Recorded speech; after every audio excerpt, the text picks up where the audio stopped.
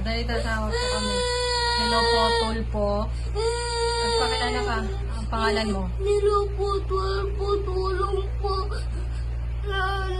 Nandun na po ako sa daan. Dapat nakababaho po. Wala na po yung mami ko. Sabi mo yung pangalan ng mami mo. Ano ng mami ko po rin sa Hindi kaya na marinig. Ulit nga ano? Vanessa Kayago po.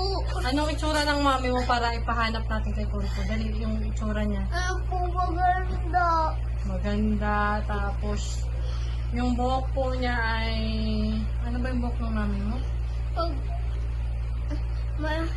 Mahaba. Mahaba. Sa mukha niya, anong meron sa mukha niya pa? Nagyawa. May tigyawat. At saka merong... Ano yung sa ilong niya, yung dito niya. Yung dito niya. Ano, nunol? Ayun pala yung picture ng mami mo, pakita mo para mapakita natin kay Tulpo. Ito, di ba? Hindi na. Para mamukhaan nila. Papasesend natin ito kay Tulpo. Sabi mo, Tulpo. Ito po yung tura na po.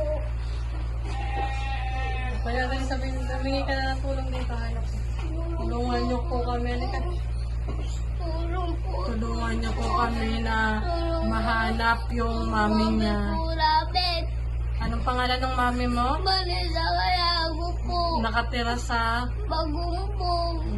Pag nahanap niyo po, i-text niyo po kami, Tulpo.